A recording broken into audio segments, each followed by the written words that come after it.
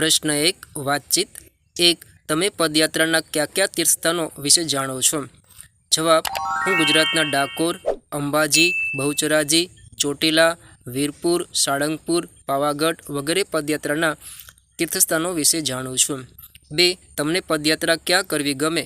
કેમ? જવાબ મને ડાકોરની પદયાત્રા કરવી ગમે છે.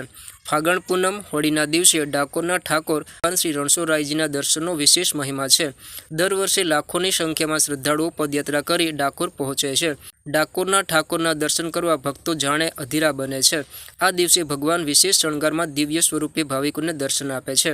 મોટી પૂનમ અને હોળી હોવાથી ભગવાન ભક્તો સાથે હોળી રમે છે. ભગવાન 5 વખત નવરંગોના ખેલ કરે છે અને ભક્તોને હોળી રમાડે છે. તેથી આ દિવસે વિશાળ સંખ્યામાં ભાવિકો ડાકોર પહોંચે છે. આમ મને ડાકોરની પદયાત્રા કરીને ભગવાનના દર્શન કરવાનું, તેમની સાથે હોળી રમવાનું ખૂબ ગમે છે. 3 તમે ક્યારે યાત્રાએ ગયા છો? ત્યાં શું શું જોયું છે? હા, હું સપરિવાર વારાણસી, કાશી, મથુરા, વૃંદાવન વગેરે સ્થળોએ યાત્રાએ ગયો હતો. અમે વારાણસીમાં કાશી વિશ્વનાથ મંદિરે દર્શન કર્યા હતા. વિદ્યાર્થી મિત્રો, આપણી ચેનલ પર સત્ર 2ના તમામ વિષયોના સોલ્યુશન મૂકવામાં આવશે, તો ચેનલને સબસ્ક્રાઈબ કરવા વિનંતી. 4 તમે કોઈ ઘાયલ પશુ કે પક્ષીની કાળજી કેવી રીતે લેશો? જવાબ ઘાયલ પશુ કે પક્ષીને તાત્કાલિક સારવાર મળી રહે તેવી વ્યવસ્થા કરીશ. તેમને જરૂરી સારવાર કરાવ્યા પછી તેઓ સ્વસ્થ ન થાય ત્યાં સુધી તેમને રહેવાની, જમવાની, પીવાની, પાણીની વ્યવસ્થા કરીશ. 5 કોઈ પશુ પક્ષીની રક્ષા કરી હોય કે બચાવતા જોયું હોય તો કહો. જવાબ હું ગયા વર્ષે ઉત્તરાયણના દિવસે ધાબા પરથી પતંગ ઉડાડી રહ્યો હતો. તેવામાં એક કાબર મારા પડોશી મિત્રની પતંગની દોરી સાથે અથડાવાથી તેની એક પાંખમાં દોરી ઘૂસી ગઈ હતી. આ જોઈ મારો પતંગ મારી નાની બહેનને સોંપીને હું તુરંત પાડી કૂદીને તેના ધાબા પર પહોંચી ગયો. અમે બંને મિત્રોએ સાવધાનીથી ધીરે ધીરે દોરી ઉતારીને કાબરને દોરીમાંથી મુક્ત કરી.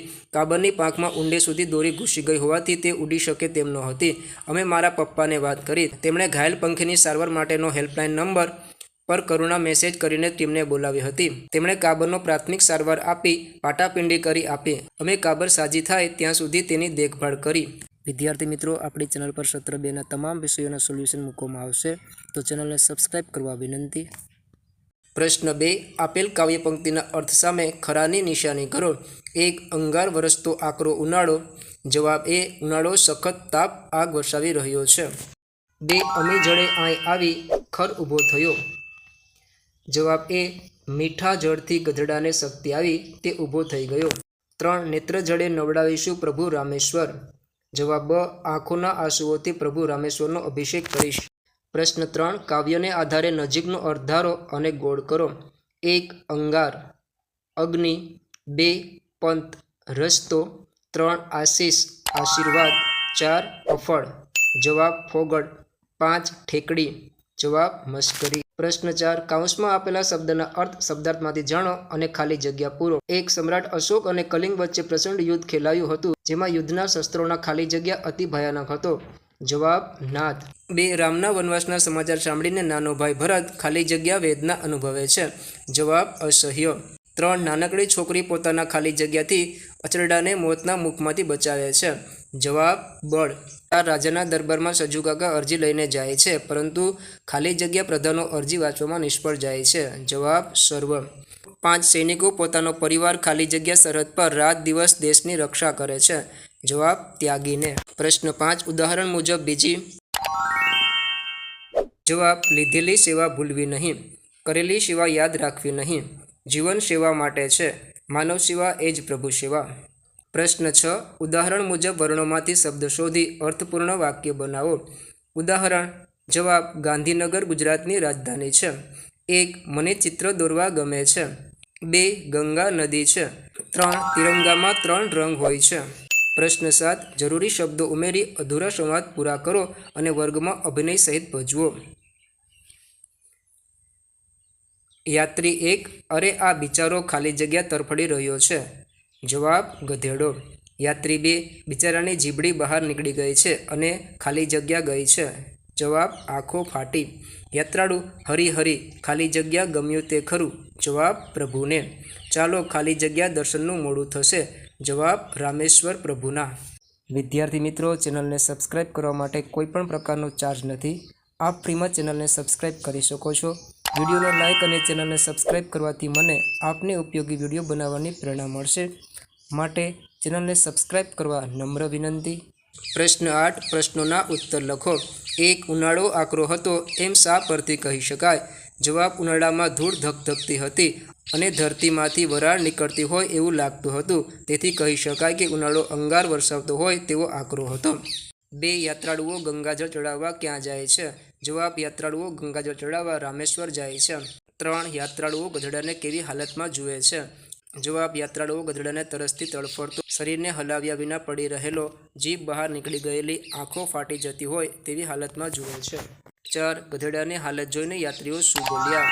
જવાબ ગધેડાની હાલત જોઈને યાત્રીઓ હરી હરી બોલ્યા। 5 સજ્જન યાત્રાળુ ગધેડાને કેવી રીતે બચાવે છે? જવાબ સજ્જન યાત્રાળુ ગધેડાના માથાને પોતાના ખોળામાં લે છે, પછી તેના મુખમાં સાથે લાવેલું બધું ગંગાજળ ખાલી કરી દે છે। ગંગાજળ પીવાથી તેને સ્વચ્છતા આવે છે। 6 અન્ય યાત્રાળુઓ સજ્જન યાત્રાળુની કેવી રીતે મસ્કરી કરે છે? જવાબ અન્ય યાત્રાળુઓ સજ્જન યાત્રાળુની મસ્કરી કરતા કહે છે કે મૂર્ખ, તે ગંગાજળ વેડફી માર્યું છે, હવે તારો ફેરો નકામો જશે, હવે તું રામેશ્વર જઈને શાનાથી અભિષેક કરીશ? તે આવું કરીને ગધેડા જેવું મૂર્ખાઈભર્યું કામ કર્યું છે। 7 ગંધર્ભનો પ્રાણદાતા અન્ય યાત્રાળુઓને શો જવાબ આપે છે?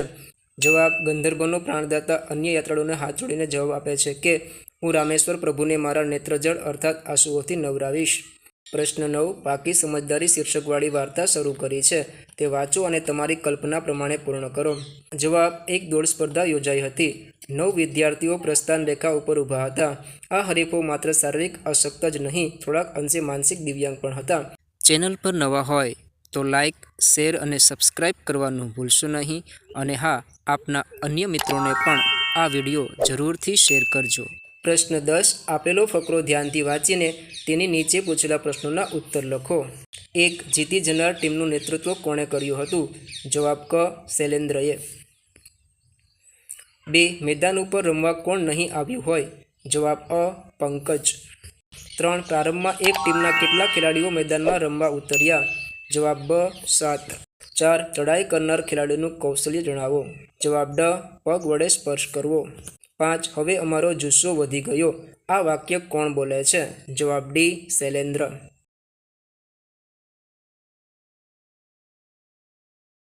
7 વિજેતા ટીમનો સત્કાર ક્યાં થવાનો હતો? જવાબ ક જિલ્લા સ્પોર્ટ્સ સ્કૂલમાં।